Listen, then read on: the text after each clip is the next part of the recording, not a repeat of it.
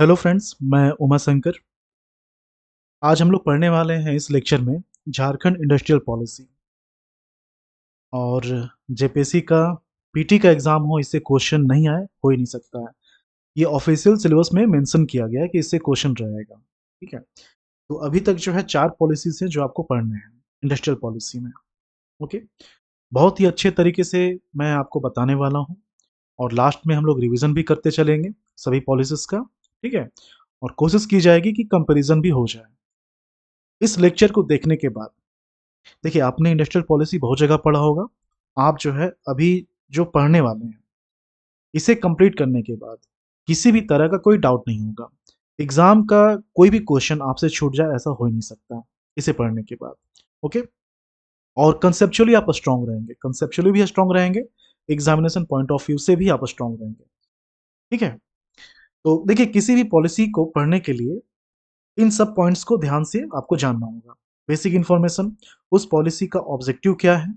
Okay. की features, special provisions, focus sector, incentives, और last में हम लोग रिवीजन भी करेंगे ताकि इन सब चीज़ों का जो है इन सब चीज़ों को आप याद करते चले जाएं।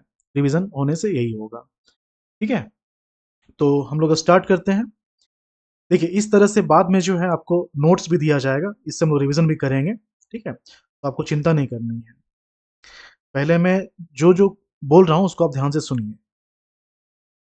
ओके। तो स्टार्ट करते हैं हम लोग झारखंड इंडस्ट्रियल पॉलिसी 2001 से। सारे पॉलिसीज को पढ़ेंगे, 2001, 2012, 16, 2021, सब इसी लेक्चर में ही कंप्लीट होगा। ओके। तो 2001 से शुरुआत करते हैं। इसके लिए थोड़ा समझिए कि झारखंड जब नया राज्य बना था 15 नवंबर 2000 को। ओके। तो इसमें इस समय क्या था? क्या झारखंड के पास रिसोर्सेज की कमी थी? नहीं, बहुत सारे रिसोर्सेज थे। जैसे कि कोयला, आयरन और फॉरेस्ट, वाटर, है ना, सब कुछ था। लेकिन एक बहुत बड़ी प्रॉब्लम थी, इंडस्ट्रीज यहाँ नहीं था। इंडस्ट्रीज यहाँ पर नहीं था। तो सरकार ने समझा कि अगर स्टेट को डेवलप करना है तो सिर्फ रिसोर्सेज होना काफी नहीं है, इंडस्ट्रीज होना भी जरूरी है। और इंडस्ट्री तभी आएगी जब सरकार खुद प्लान बनाए। इसलिए सरकार लाई इंडस्ट्रियल पॉलिसी 2001। ओके। मतलब एक ऐसा रोड मैप जिससे झारखंड में इंडस्ट्रीज आ जाए। ठीक है। तो इसका जो बेसिक है, पहले उन सब चीज़ों को हम लोग समझते हैं। ये जो पॉलिसी है ये अगस्त 2001 में आई, 2001 में लागू हुई। ओके। झारखंड की ये पहली इंडस्ट्रियल पॉलिसी थी। क्यों? क्योंकि झारखंड नया राज्य बना था। इससे पहले बिहार की पॉलिसी चलती थी। तो बिहार की जो पॉलिसी थी उसके अनुसार झारखंड का जो एरिया है, झारखंड की जो जमीन है, ज्योग्राफिकल कंडीशन जो है वो फिट नहीं बैठा था, इसलिए नई पॉलिसी की जरूरत पड़ी। ओके। ये जो पॉलिसी है 31 मार्च 2005 तक लागू रही। यानी यह इनिशियल डायरेक्शन देने वाली पॉलिसी थी जिसने झारखंड का इंडस्ट्रियल बेस सेट किया। ओके। अब ये जो पॉलिसी है इसके ऑब्जेक्टिव्स को समझते हैं। क्या क्या इसका ऑब्जेक्टिव था, उद्देश्य क्या था। ठीक है। तो सबसे पहले एक वर्ड आता है इष्टतम उपयोग, ऑप्टिमल यूटिलाइजेशन। जब क्वेश्चन आएगा तो यही सब वर्ड जो है मेंशन किया जाएगा, ध्यान से समझिए ये होता क्या है। Optimal utilisation. प्रॉब्लम क्या था? झारखंड में रिसोर्सेज तो थे, झारखंड में रिसोर्सेज तो थे लेकिन उनका पूरा और सही उपयोग नहीं हो रहा था। कोल, आयरन ऐसे ही पड़े रहे या रॉ फॉर्म में बाहर जाएं तो उनका मैक्सिमम बेनिफिट नहीं मिलता। ओके। तो कंसेप्ट क्या लाया गया? ऑप्टिमल यूटिलाइजेशन का मतलब उपलब्ध रिसोर्सेज का सबसे अच्छा और पूरा उपयोग करना, यही होता है ऑप्टिमल यूटिलाइजेशन। ये कैसे अचीव होगा? कैसे होगा ये? इंडस्ट्रीज को लगा करके, रॉ मटेरियल को प्रोसेस करके। इससे क्या मिलेगा रिजल्ट? इससे रिजल्ट ये मिलेगा कि वेस्ट कम होगा, प्रॉफिट बढ़ेगा और डेवलपमेंट तेजी से होगा। ये था पहला objective, optimal utilization. Okay. Second है इंडस्ट्रियल ग्रोथ रेट। ये दूसरा ऑब्जेक्टिव था। झारखंड में इंडस्ट्रीज बहुत कम थी, इसलिए ग्रोथ स्लो थी। तो कंसेप्ट लाया गया इंडस्ट्रियल ग्रोथ रेट को इंक्रीज करने का। तो ये कैसे इंक्रीज होगा? इंडस्ट्रीज ला करके। और टारगेट रखा गया 10% ग्रोथ अचीव करने का। याद रखिएगा, 10% ग्रोथ अचीव करने का। इससे क्या होगा, इकोनॉमी तेजी से बढ़ेगी। ठीक है। तीसरा ऑब्जेक्टिव, इन्वेस्टमेंट प्रमोशन, ये तीसरा ऑब्जेक्टिव था। इंडस्ट्रीज लगाने के लिए पैसे चाहिए, लेकिन झारखंड में इन्वेस्टमेंट कम आ रहा था, तो पैसे कहाँ से मिलेंगे? तो इन्वेस्टमेंट जो है, दो कंसेप्ट लाया गया, एक डोमेस्टिक मतलब कि देश के अंदर से, दूसरा फॉरेन इन्वेस्टमेंट मतलब विदेश से। ओके। रिजल्ट क्या मिलेगा? नई इंडस्ट्रीज आएंगी, डेवलपमेंट बढ़ेगा। ये था तीसरा ऑब्जेक्टिव। फिर एम्प्लॉयमेंट जनरेशन, ये चौथा ऑब्जेक्टिव था। झारखंड के जो लोग हैं वो रोजगार के लिए बाहर जा रहे थे। ओके। तो एम्प्लॉयमेंट जनरेशन, इसका कंसेप्ट लाया गया, मतलब जॉब क्रिएट किया जाएगा। ये कैसे होगा?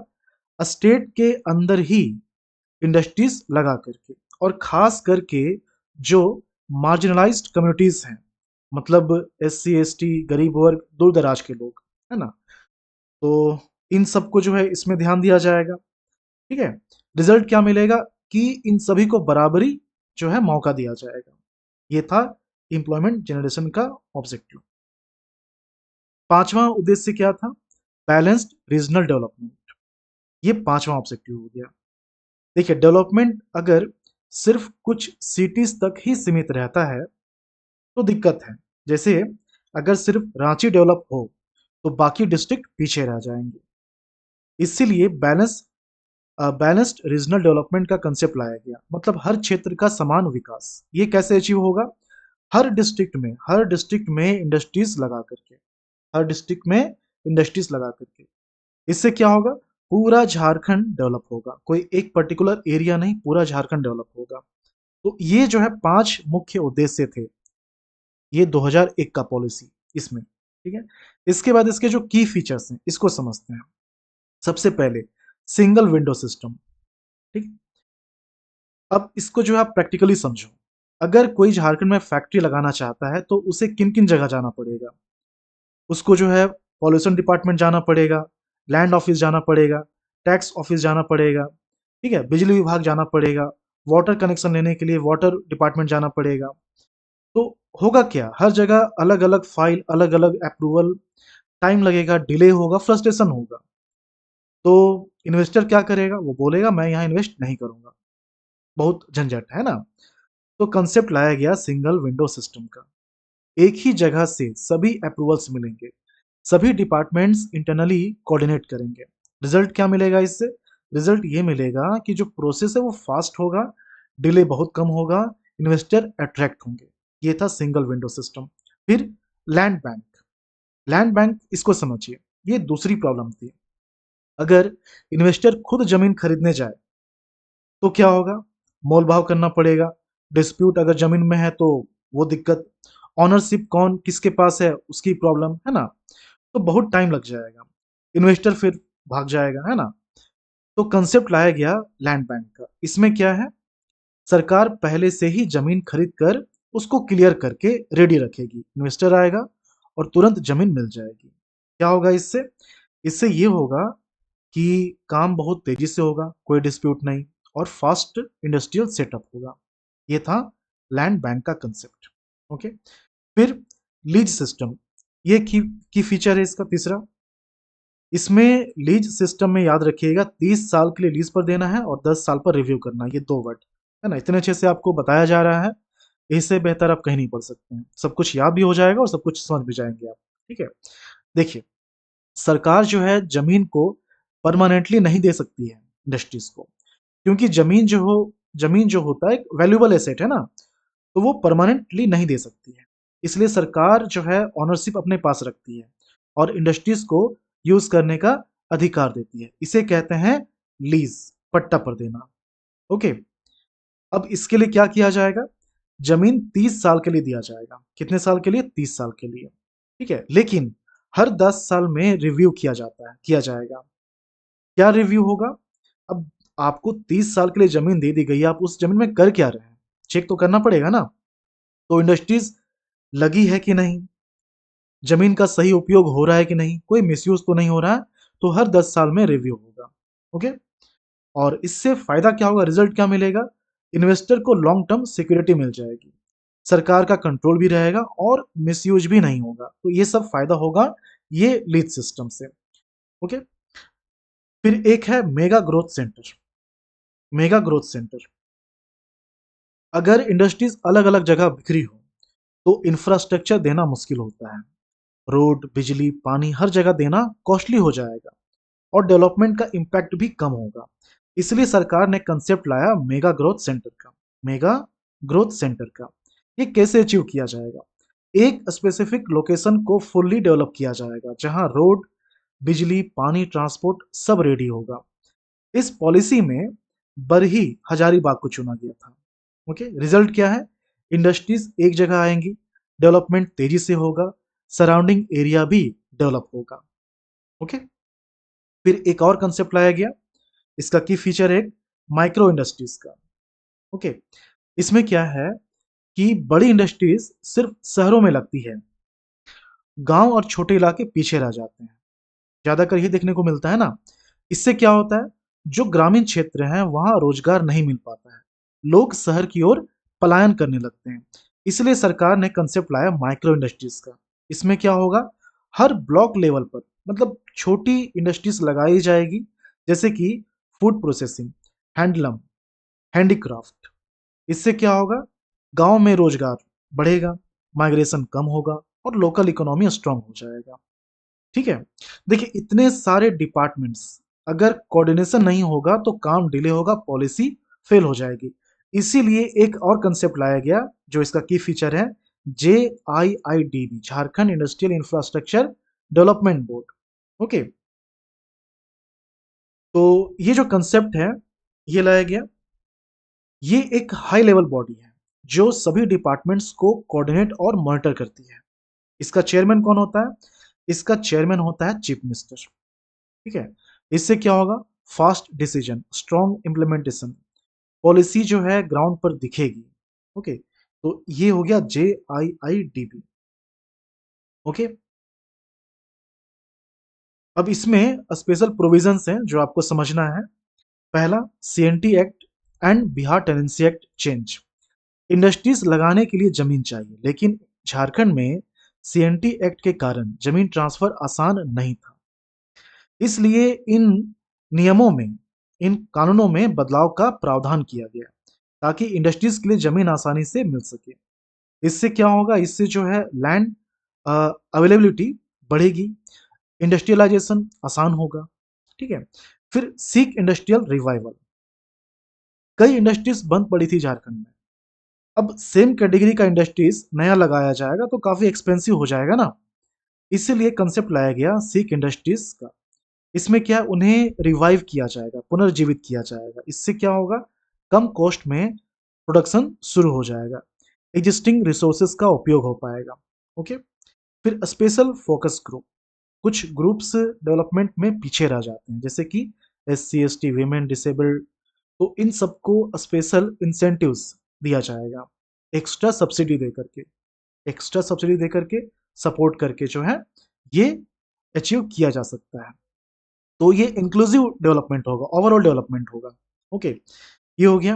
अब आते हैं हम लोग फोकस सेक्टर पे। कहाँ कहाँ मेन फोकस था इस पॉलिसी का? देखिए, अगर हर सेक्टर में इक्वल फोकस होगा तो रिसोर्सेज बिखर जाएंगे, इसलिए सरकार ने प्रायोरिटी सेक्टर चुने। झारखंड की स्ट्रेंथ के अनुसार जो सेक्टर चुने गए थे वो कौन कौन से थे? मिनरल, मेटलर्जी, ऑटोमोबाइल, ये आ गया हैवी इंडस्ट्रीज में।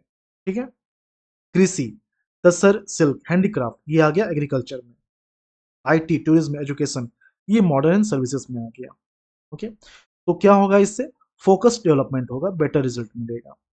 ओके, फिर एक आता है प्रोत्साहन, incentives for investor.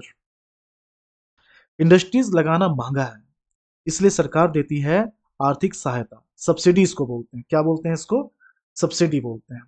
Okay, machine लगाने में सब्सिडी। ठीक है, मशीन लगाने में सब्सिडी, इलेक्ट्रिसिटी सस्ती, लोन इंटरेस्ट कम होगा, पॉल्यूशन कंट्रोल में मदद मिलेगा, स्टाफ ड्यूटी में छूट दिया जाएगा। इससे क्या होगा, कॉस्ट कम होगा, प्रॉफिट ज्यादा होगा, इन्वेस्टर अट्रैक्ट होंगे। ओके, तो ये जो था झारखंड झारखंड इंडस्ट्रियल पॉलिसी। ठीक है, इसमें हमने ये समझा कि झारखंड रिसोर्स रिच था लेकिन इंडस्ट्रीज नहीं थी, इसलिए पॉलिसी लाई गई ताकि इंडस्ट्रीज आए, वैल्यू एडिशन यहाँ पर जो है ये गलत होगा, ठीक है। वैल्यू एडिशन यहाँ पर नहीं होगा। वैल्यू एडिशन कंसेप्ट जो है ये इसके बाद आता है। ओके, वैल्यू एडिशन क्या होता है ये हम लोग पढ़ेंगे नेक्स्ट वाले पॉलिसी में, इसमें नहीं, इसमें ये कंसेप्ट नहीं है, ठीक है। तो इंडस्ट्रीज आए, एम्प्लॉयमेंट बढ़े, पूरा राज्य डेवलप हो, यही है झारखंड इंडस्ट्रियल पॉलिसी 2001। इसके बाद जो है हम लोग अब पढ़ते हैं इंडस्ट्रियल पॉलिसी 2012। अच्छा, एक रिवीजन कर लेंगे ना पहले, उसके बाद पढ़ेंगे। देखिए, अब आते हैं इस वाले नोट्स पर। आपने जो जो अभी सुना, जो आपको स्लाइड में दिखा, वो सब कुछ यहाँ पर लिखा हुआ अच्छे से। अगस्त 2001 में ये पॉलिसी लागू होती है, 31 मार्च 2005 तक प्रभावी, ठीक है। ये पहली पॉलिसी थी। इसका ऑब्जेक्टिव क्या था? Optimal utilization. Okay, industrial growth rate कितना करना था? 10%। ओके, डोमेस्टिक फॉरेन निवेश को बढ़ावा देना, ये भी ऑब्जेक्टिव था। स्थानीय युवाओं और हाशिए के समुदायों, मतलब SC ST, वीमेन, डिसेबल्ड है ना, इनको जो है प्रोत्साहन दिया जाएगा, इनमें रोजगार पैदा किया जाएगा। सभी पिछड़े जिलों में बैलेंस्ड रीजनल डेवलपमेंट। ओके, की फीचर्स क्या क्या है इसका? Single window system, district level पर लैंड बैंक, 30 ईयर्स पर लीज, 30 ईयर्स का लीज और 10 ईयर्स का रिव्यू। और क्या था? बरी में मेगा ग्रोथ सेंटर, ब्लॉक, हर ब्लॉक में माइक्रो इंडस्ट्रीज। ओके, फिर JIIDB, जिसकी जिसके अध्यक्ष कौन होंगे? Chief minister. स्पेशल प्रोविजंस क्या था इसका? CNT एक्ट और बिहार टेनेंसी एक्ट में संशोधन किया जाएगा, ठीक है। फिर जो क्लोज्ड इंडस्ट्रीज हैं उनको शुरू किया जाएगा, पुनर्जीवित किया जाएगा। ओके, टूरिज्म को बढ़ावा दिया जाएगा। SC ST, वीमेन, डिसेबल्ड, इनको जो है प्राथमिकता दी जाएगी। फोकस सेक्टर क्या था? Mineral, metallurgical, agro based, food processing, IT, automobile, tasar, silk, handloom, handicraft, tourism, education, ये इसका फोकस सेक्टर था। टारगेट ग्रुप क्या है? लोकल यूथ, ठीक है, SC ST, OBC, women, disabled. Grass root level पर MSME स्टैब्लिश करना, सिक इंडस्ट्रियल यूनिट को रिवाइव करना। Incentives, capital investment subsidy, okay, captive energy, power subsidy मतलब बिजली, इंटरेस्ट मतलब लोन इंटरेस्ट, ओके, उसमें सब्सिडी। पॉल्यूशन कंट्रोल में मदद दी जाएगी, स्टाम्प ड्यूटी में भी छूट दी जाएगी। ओके, और चूंकि ये पहली नीति थी ना, इसके पहले कोई नीति नहीं आया था, कोई पॉलिसी नहीं आया था, तो इसलिए हम ये टॉपिक नहीं पढ़ सकते हैं कि how it is different from previous policy. लेकिन जब 2012 की पॉलिसी को पढ़ेंगे तो वहां पर ये कंपैरिजन हो पाएगा। ओके, अब एक और छोटा सा रिवीजन कर लेते हैं एक ही लाइन में। ये झारखंड की पहली नीति थी, अगस्त 2001 में लागू, जो कि CM की अध्यक्षता वाले JIIDB द्वारा संचालित थी। इसमें सिंगल विंडो सिस्टम, 30 ईयर भूमि लीज, जिला लैंड बैंक, बरी में मेगा ग्रोथ सेंटर पर फोकस किया गया था। अब देखिए क्वेश्चन कहाँ कहाँ से बनता है। झारखंड की फर्स्ट इंडस्ट्रियल पॉलिसी कब लागू हुई? अगस्त 2001। 2001 की नीति के तहत भूमि लीज की अवधि क्या है? 30 साल। सरकार कितने वर्षों के बाद लीज पर दी गई जो इंडस्ट्रियल भूमि है उसकी समीक्षा करेगी? 10 साल में। इस नीति के तहत मेगा ग्रोथ सेंटर कहाँ प्रस्तावित था? बरही हजारीबाग में। और JIIDB के अध्यक्ष कौन होते हैं? Chief minister. फुल फॉर्म क्या है इसका? Jharkhand industrial infrastructure development board. Okay,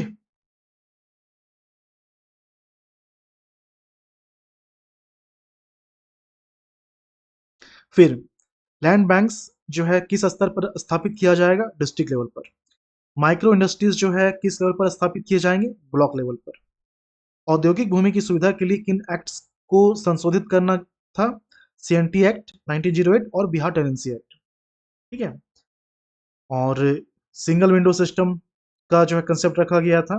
किन वर्गों को विशेष लाभार्थी फोकस दिया गया था? SC ST, वीमेन और डिसेबल्ड, ठीक है। इसमें ये लिख दिया गया है, नोट्स में आपके पास रहेगा कि इसमें जो मौद्रिक सीमा होती है, मॉनेटरी कैप्स, उसको नहीं पढ़ना है, ठीक है, क्योंकि इससे क्वेश्चन नहीं आता। 2012, 16, 21 जो लेटेस्ट होता है उसको पढ़ना होता है। ओके, उसके बाद 2001 से 5 के दौरान जिन कंपनियों ने यहाँ पर इन्वेस्ट किया था, उसको नहीं पढ़ना है, ठीक ना? तो ये नोट्स आपके पास रहेगा। ये हो गया एक रिवीजन, बढ़िया रिवीजन हो गया, आप समझ गए सब कुछ, आपके दिमाग में ये बैठ गया। अब हम लोग चलते हैं अगले वाले पॉलिसी में। ओके, हमने 2001 की इंडस्ट्रियल पॉलिसी पढ़ी अभी। ओके, तो इसमें क्या था, उस टाइम झारखंड नया नया स्टेट बना था ना, सबसे बड़ी दिक्कत क्या थी, इंडस्ट्रीज नहीं थी। तो 2001 पॉलिसी क्या कर रही थी, बस एक काम, इंडस्ट्रीज जो है,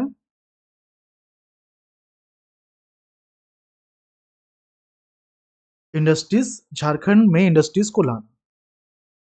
और अगर सच बोला जाए, उस पॉलिसी ने अपना काम भी किया। धीरे धीरे झारखंड में जो इंडस्ट्रीज का आना शुरू भी हो गया। लेकिन यहीं से एक नई दिक्कत भी शुरू हो गई। कौन सी दिक्कत? मान लो फैक्ट्री लग गई है, ठीक है, लेकिन क्या पूरा फायदा झारखंड को मिल रहा था? नहीं। क्यों? क्योंकि रॉ मटेरियल यहां से जा रहा था, प्रोसेसिंग कहीं और हो रहा था उसका। ओके, इसको यहां समझते हैं, ये लिखा हुआ है यहाँ पर। देखिए, दिक्कत क्या क्या थी, इंडस्ट्रीज तो लग गया है ना। अब यहाँ पर बात हो रही है वैल्यू एडिशन की। मैंने कहा था वैल्यू एडिशन एक टर्म आएगा, इसको समझते हैं। रॉ मटेरियल जो है यहाँ का, वो यहाँ से जा रहा था बाहर, प्रोसेसिंग बाहर हो रहा था। मतलब अभी भी पूरा प्रॉफिट जो है वो झारखंड के पास नहीं आ रहा था, ठीक है। इसके अलावा एक और दिक्कत, बड़ी इंडस्ट्रीज जो है वो अपना काम दुनिया भर में कर रही थी, लेकिन छोटी इंडस्ट्रीज अलग चल रही थी। ओके, तो बड़ी और छोटी के बीच में कनेक्शन नहीं है। तीसरी दिक्कत, झारखंड अभी भी इन्वेस्टर की फर्स्ट चॉइस नहीं बना था, ठीक है। और चौथा, टेक्नोलॉजी, नई टेक्नोलॉजी नहीं आ रही थी। मतलब फाउंडेशन बन गया था, अब सिस्टम को थोड़ा अपग्रेड करना था। फाउंडेशन बन गया था, सिस्टम को अपग्रेड करना था। यहीं से पॉलिसी की एंट्री होती है, झारखंड इंडस्ट्रियल पॉलिसी 2012। ये पॉलिसी क्या करती है, 2001 पॉलिसी को रिप्लेस करती है ना।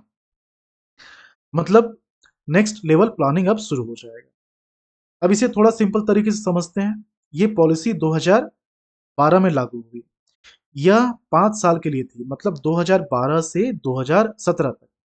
अब एक इंपॉर्टेंट बात समझो, ये कोई छोटी मोटी अपडेट नहीं है, ये पूरा माइंडसेट चेंज है। 2001 क्या कर रहा था, बस इंडस्ट्रीज लाने की कोशिश। ओके, इंडस्ट्रीज लाने की कोशिश। लेकिन 2012, 2001 क्या कर रहा है, इंडस्ट्रीज ला रहा है। 2012 क्या कर रहा है, इंडस्ट्रीज तो आएगी ही, लेकिन स्मार्ट तरीके से आएगी। ऐसा सिस्टम बनेगा जहां हर चीज कनेक्टेड होगी। ओके, इस पॉलिसी का, 2012 का जो पॉलिसी है, इसके थीम को हम लोग समझते हैं। ओके, मान लो जैसे कि लकड़ी है। ओके, अगर आप सिंपल लकड़ी बेचने जाओगे तो पैसा कम मिलेगा, लेकिन उसी लकड़ी से अगर आप फर्नीचर बना देते हो तो वैल्यू काफी ज्यादा बढ़ जाएगा ना, वैल्यू काफी ज्यादा बढ़ जाएगा। ओके, इसी को बोलते हैं वैल्यू एडिशन, ठीक है। जैसे कच्चा माल है, रॉ मटेरियल है, उसको प्रोसेस किया जाएगा, प्रोसेस करके कुछ बनाया जाएगा। जो फिनिश्ड प्रोडक्ट होंगे उसका वैल्यू ज़्यादा होगा, ज़्यादा पैसा मिलेगा। ओके, तो वैल्यू बढ़ जाएगी। इसी को बोलते हैं मूल्य संवर्धन, वैल्यू एडिशन, ठीक है। अब एक और इंपॉर्टेंट सोच, बड़ी इंडस्ट्रीज और छोटी इंडस्ट्रीज, बड़ी इंडस्ट्रीज और छोटी इंडस्ट्रीज अलग अलग जो है काम अगर करे तो सिस्टम स्ट्रॉन्ग नहीं बनेगा, सिस्टम स्ट्रॉन्ग नहीं बनेगा। लेकिन अगर दोनों कनेक्ट हो जाएं तो पूरा चेन बन जाएगा। यही है फॉरवर्ड और बैकवर्ड लिंकेज। इसी तरह का वर्ड इस्तेमाल होता है एग्जाम में, है ना, इसलिए ये मेंशन किया गया है। जो कीवर्ड्स है ना उसको यूज किया गया है, क्वेश्चन यही सब कीवर्ड से आते हैं, ठीक है। तो ये है फॉरवर्ड एंड बैकवर्ड लिंकेज, मतलब छोटी कंपनी और बड़ी कंपनी मिलकर के काम करेगी। ओके, तीसरी सोच क्या है, दुनिया बदल रही है, टेक्नोलॉजी आ रही है, अगर झारखंड ने टेक्नोलॉजी नहीं अपनाई तो पीछे रह जाएगा, इसलिए इनोवेशन और टेक्नोलॉजी ट्रांसफर पर फोकस किया गया। ओके, ये था इस तरह का एक थीम। अब इसके उद्देश्य को समझते हैं, ऑब्जेक्टिव को। 2012 का जो पॉलिसी है, ठीक है। देखिए, सरकार क्या चाहती है? झारखंड ऐसा स्टेट बने जहां इन्वेस्टर खुद आए, उसे बुलाना ना पड़े। वो खुद बोले मुझे झारखंड में इन्वेस्ट करना है। इसे ही कहते हैं प्रेफर्ड इन्वेस्टमेंट डेस्टिनेशन। दूसरा गोल क्या था? बड़ी और छोटी इंडस्ट्रीज को जोड़ना ताकि एक पूरा सिस्टम बने जहां रॉ मटेरियल से लेकर के फाइनल प्रोडक्ट तक, ठीक है, सब कुछ झारखंड में ही हो। इसे क्या बोलते हैं? इसे बोलते हैं वैल्यू एडिशन। ओके, प्रोसेसिंग भी यहीं पर हो ताकि मैक्सिमम प्रॉफिट यहीं मिले। टेक्नोलॉजी इनोवेशन, नई टेक्नोलॉजी लाना ताकि प्रोडक्शन फास्ट हो, कॉस्ट कम हो। एम्प्लॉयमेंट प्लस बैलेंस्ड ग्रोथ, सबसे इंपॉर्टेंट है जॉब क्रिएट करना, और सिर्फ रांची नहीं, पूरा झारखंड डेवलप करना, हर डिस्ट्रिक्ट, हर ब्लॉक, हर एरिया, है ना? तो ये इसका हो गया उद्देश्य, ऑब्जेक्टिव। अब इसके की फीचर्स को समझते हैं, इसका जो विशेषता है, ठीक है। असली गेम यहीं से शुरू होता है। पॉलिसी क्या कहती है वो हमने समझ लिया, इसका थीम क्या है वो हमने समझ लिया। अब सरकार उसे ग्राउंड पर कैसे उतारती है, इन सब चीजों को समझते हैं। सबसे पहले प्राइवेट इंडस्ट्रियल एस्टेट। सरकार अकेले हर जगह इंडस्ट्रियल एरिया नहीं बना सकती है। अगर यही बनाएगी तो क्या होगा? बहुत टाइम लगेगा, बहुत पैसा लगेगा, डेवलपमेंट स्लो हो जाएगा। तो सरकार क्या करती है? वो कहती है ठीक है, प्राइवेट सेक्टर भी आगे आए, मतलब प्राइवेट लोग भी इंडस्ट्रियल पार्क बना सकते हैं। इसी को कहते हैं प्राइवेट इंडस्ट्रियल स्टेट। लेकिन यहाँ एक कंडीशन है, कोई भी छोटा मोटा प्लॉट नहीं चलेगा। 75 एकड़ का कम से कम प्लॉट जो है जमीन होना चाहिए। क्यों? क्योंकि इंडस्ट्रीज को प्रॉपर स्पेस चाहिए। छोटा एरिया होगा तो प्लानिंग सही नहीं होगा।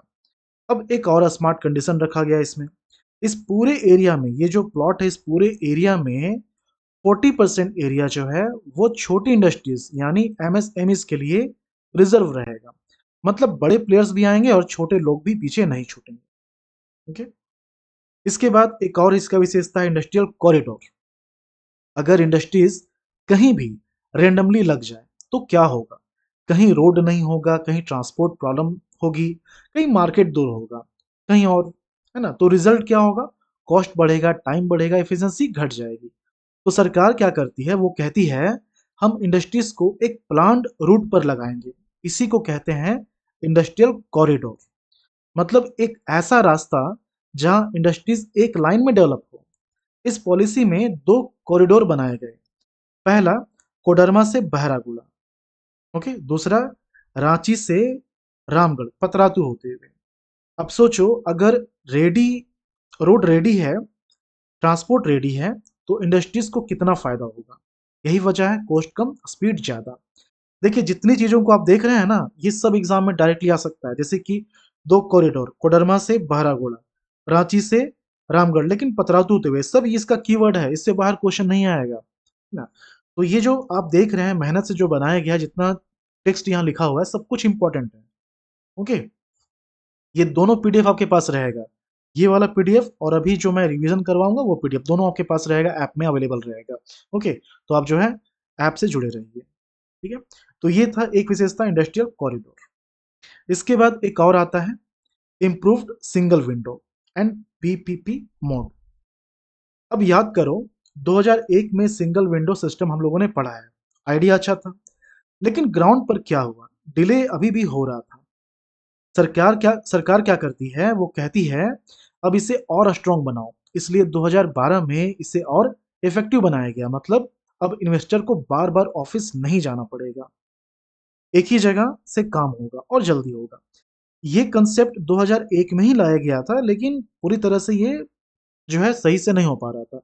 इसमें इसको स्ट्रांग बनाया गया सिंगल विंडो सिस्टम को, ठीक है। इसमें एक और है ट्रिपल पी, पीपीपी मोड। ये क्या होता है?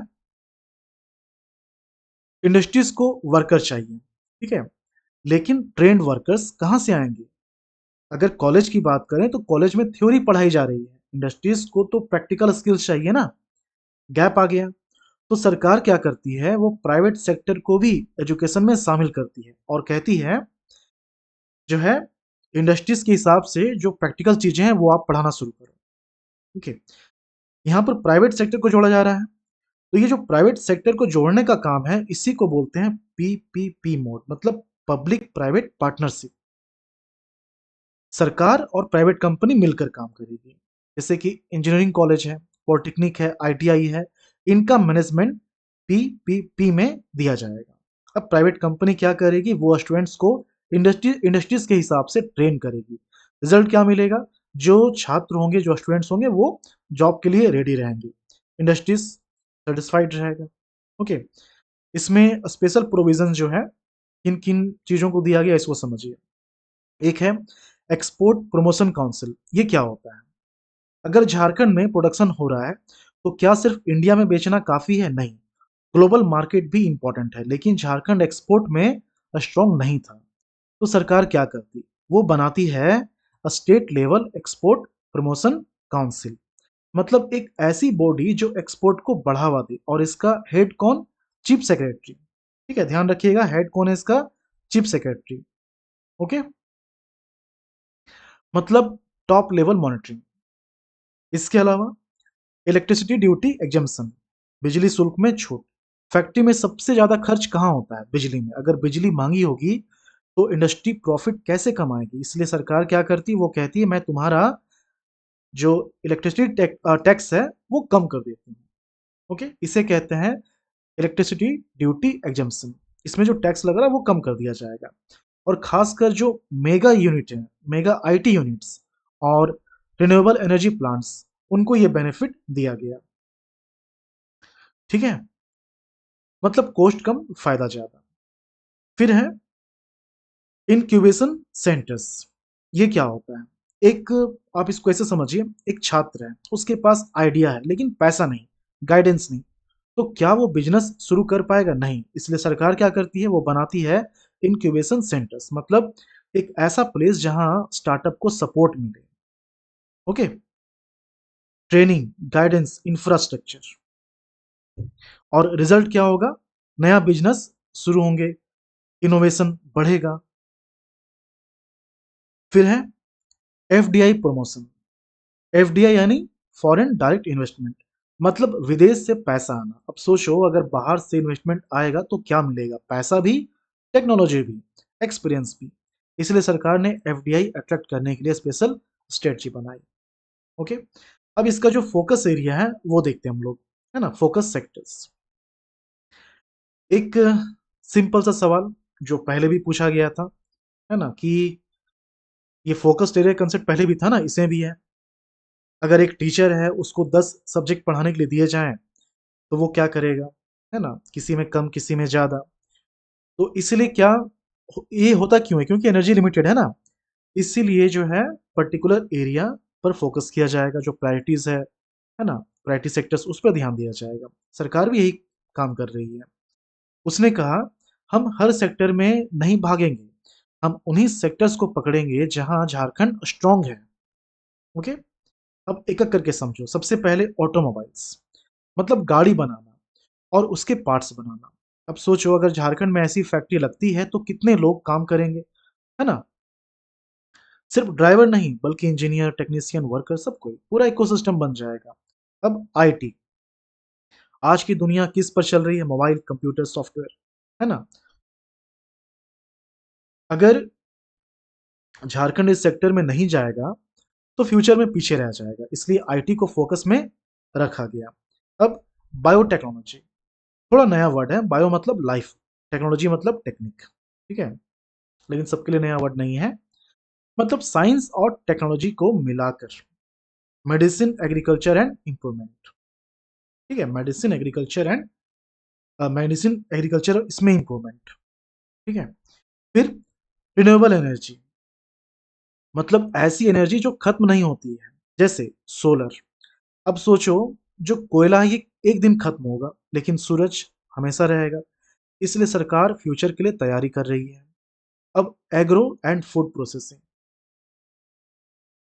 ये बहुत इंपॉर्टेंट है। किसान धान उगाता है, लेकिन जब वो रॉ बेचता है तो उसे कम पैसे मिलते हैं। लेकिन अगर वही चीज प्रोसेस हो जाए, जैसे धान से चावल, चावल से पैकेट, तो वैल्यू बढ़ जाती है और किसान की इनकम भी।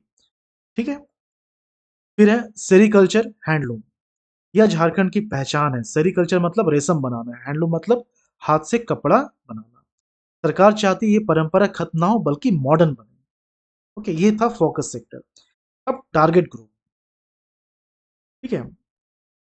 देखिए, ये जो पॉलिसी है किसके लिए है? क्या सिर्फ बड़े उद्योगपतियों के लिए है? नहीं, ये पॉलिसी सबके लिए है। पहले प्राइवेट डेवलपर्स, मतलब जो खुद इंडस्ट्रियल पार्क बनाना चाहते हैं, सरकार कहती है आओ हम तुम्हें सपोर्ट करेंगे। फिर एमएसएमईज, छोटे बिजनेस। अब सोचो, अगर सिर्फ बड़ी कंपनीज होंगी तो क्या हर आदमी को मौका मिलेगा? नहीं, इसलिए छोटी इंडस्ट्रीज को भी सपोर्ट दिए जाने की बात कही गई है। अब इसमें इंपॉर्टेंट है SC ST वीमेन एंटरप्रेन्योर। ये वो लोग हैं जो समाज में पीछे रह गए। सरकार चाहती है ये भी आगे आए, बिजनेस करे, सेल्फ डिपेंडेंट बने। ठीक है। फिर लोकल यूथ, झारखंड का युवा जॉब के लिए बाहर जाता था, सरकार कहती है अब नहीं, जॉब यहीं मिलेगा। ओके। इसके बाद हम लोग देखते हैं इंसेंटिव्स। ओके, वित्तीय सहायता और छूट। अब इसको ऐसा समझो कि तुम इन्वेस्टर हो, तो तुम क्या सोचोगे? तुम सोचोगे मुझे फायदा क्या मिलेगा, इतना जो है यहाँ पर इंडस्ट्री लगाया जाएगा, इतना पूंजी लगाया जाएगा, फायदा कैसे क्या मिलेगा? और यही समझती है सरकार, इसलिए वो देती है इंसेंटिव्स, मतलब फाइनेंशियल हेल्प। जैसे CPR सब्सिडी। CPR सब्सिडी मतलब ये क्या होता है? Comprehensive project report. ये क्या है? तुम जब फैक्ट्री लगाओगे तो पहले पूरा प्लान बनाओगे, सरकार कहती है उस प्लान में मैं तुम्हारी मदद करूंगी। ओके। फिर मेगा प्रोजेक्ट इंसेंटिव्स, मतलब बड़ी इंडस्ट्रीज को एक्स्ट्रा बेनिफिट। क्यों? क्योंकि वो बड़ा इन्वेस्टमेंट लाती है। ओके। फिर इलेक्ट्रिसिटी ड्यूटी एग्जाम्पशन। फैक्ट्री में सबसे ज्यादा खर्च कहाँ होता है? बिजली में। सरकार कहती है ठीक है, मैं तुम्हारा टैक्स कम कर देती हूँ। फिर स्टाम्प ड्यूटी एग्जाम्पशन, जब जमीन खरीदते हो तो रजिस्ट्रेशन में पैसा लगता है, सरकार कहती है यह भी मैं कम कर देती हूँ। ओके। फिर टेक्नोलॉजी अपग्रेडेशन फंड, मतलब नई टेक्नोलॉजी लाने में हेल्प, ताकि इंडस्ट्रीज मॉडर्न बने। ओके। ये था 2016 का इंडस्ट्री 2012 का इंडस्ट्रियल पॉलिसी। अब थोड़ा डिफरेंस हम लोग देखते हैं। ये जो है 2001 और 2012, इसमें क्या फर्क क्या है? तो शुरुआत क्या है कि ये जो 2001 है, ये फाउंडेशन बना रहा था। ये क्या है? फाउंडेशन बना रहा था। लेकिन 2012 क्या करता है? ये मैच्योर हो चुका है ना? ये फोकस किस पे करता है? Smart development, value addition, technology, है ना, कनेक्शन, मतलब पूरा सिस्टम अपग्रेड। ओके। तो इसको एक बार देखते हैं, मेन फोकस क्या है 2001 का? उद्योग लाना। इसका क्या? Smart development, system upgrade. Raw material, इसमें एक्सपोर्ट किया जा रहा था, लेकिन अब यहीं पर वैल्यू एडिशन होगा। लिंकेज, MSME अलग अलग थे, अलग थलग थे, यहाँ पर forward and backward linkage. Technology पुरानी तकनीक पर निर्भर थी, इसमें इनोवेशन एंड टेक्नोलॉजी ट्रांसफर होगा। ओके। तो इससे 2012 से हम ये समझते हैं कि 2001 में झारखंड ने चलना सीखा, 2012 में दौड़ना शुरू किया। ओके। जब हम लोग 2016 पढ़ेंगे तो वहां देखेंगे कि झारखंड जो है उड़ना शुरू कर रहा है ना? बहुत लोग समझ रहे होंगे। अब गोल क्या है? सिर्फ इंडस्ट्रीज लाना नहीं है, बल्कि ऐसा सिस्टम बनाना जहां हर लेवल पर डेवलपमेंट हो, हर इंसान को मौका मिले और झारखंड ट्रूली इंडस्ट्रियल स्टेट बने। ओके। यही था 2012 का इंडस्ट्रियल पॉलिसी। इसको नोट से हम लोग रिवाइज कर लेते हैं एक बार। 2012 का इंडस्ट्रियल पॉलिसी, 2012 में ये स्टार्ट होता है 5 साल के लिए, 12 से 17। ओके। ये जो है रिप्लेसमेंट पॉलिसी के तौर पे आया। और इसमें ऑब्जेक्टिव क्या क्या थे? Preferred investment destination, forward and backward linkage, value addition. Okay. Innovation and technology transfer, balanced regional growth. ठीक है। की फीचर्स क्या क्या है? प्राइवेट इंडस्ट्रियल एस्टेट, जिसमें 75 एकड़ का जमीन का बात किया गया था। ओके। जिसमें 40% MSME के लिए रिजर्व रहेगा। इंडस्ट्रियल कॉरिडोर, 2 कॉरिडोर कौन कौन सा? कोडरमा से बहरागोड़ा और रांची से पतरातू होते हुए रामगढ़। सिंगल विंडो सिस्टम, इसको और अधिक इफेक्टिव बनाना। ओके। PPP मोड पर जो है, इसके तहत राज्य के जो इंजीनियरिंग कॉलेज हैं, पॉलिटेक्निक कॉलेज हैं, उसका management. Special provisions, state level export promotion council, इसका चीफ सेक्रेटरी कौन होगा? सॉरी, इसका चीफ कौन होगा? चीफ सेक्रेटरी होगा। ओके। फिर mega IT units, renewable energy plants, इसको जो है विद्युत शुल्क में छूट दिया जाएगा। इनक्यूबेशन सेंटर्स की स्थापना की जाएगी। एफडीआई को आकर्षित किया जाएगा। फोकस सेंटर क्या है? Automobiles, auto components, IT, biotechnology, renewable energy, agro food processing, sericulture, handloom, textile, apparel. Target group क्या है? Private developers, MSMEs, SC ST OBC, women entrepreneurs. Okay. Local youth, incentives किस तरह का दिया जा रहा है? Comprehensive project report, mega project incentives, 50% से 100% तक electricity duty exemption, stamp duty exemption, technology upgradation fund. और ये पिछले वाले से डिफरेंट कैसे है? 2001 की जो नीति है वो बेसिक इंफ्रास्ट्रक्चर की बात करती है, जबकि 2012 value addition, FDI promotion, MSME linkage की बात करती है। ओके। इसमें प्राइवेट इंडस्ट्रियल पार्क बनाने के लिए 75 एकड़ का मानदंड तय किया गया, जो कि 2001 में मौजूद नहीं था। ओके। 2012 की जो नीति है इसमें value addition, private industrial state, chief secretary के अधीन एक्सपोर्ट काउंसिल, 2 नए इंडस्ट्रियल कॉरिडोर, कोडरमा से बहरागोड़ा, रांची से रामगढ़ पर केंद्रित थी। ओके। क्वेश्चन कहाँ-कहाँ से बन सकता है? 2012 की नीति के तहत प्राइवेट इंडस्ट्रियल स्टेट स्थापित करने के लिए न्यूनतम कितनी भूमि? 75 एकड़। निजी औद्योगिक स्टेट में एमएसएमई के लिए कितना परसेंट रिजर्व रहेगा? 40%। State level export promotion council के अध्यक्ष कौन होंगे? Chief secretary. 2012 की नीति के तहत कौन से 2 इंडस्ट्रियल कॉरिडोर प्रस्तावित थे? कोडरमा से बहरागोड़ा, रांची, पतरातू, रामगढ़। पीपीपी मोड के तहत किन संस्थानों के प्रबंधन को सौंपने का प्रस्ताव था? Engineering colleges, polytechnic, ITIs. Mega IT units को इलेक्ट्रिसिटी ड्यूटी में कब से छूट दी गई? कमर्शियल ऑपरेशन की तिथि से, मतलब जब से ये लागू होता है। ओके। इस नीति का प्राथमिक फोकस खनिजों के सीधे निर्यात के बजाय किस पर था? वैल्यू एडिशन पर। तो ये सब कुछ वर्ड है जो कि आपको डायरेक्टली याद रखना है। ठीक है।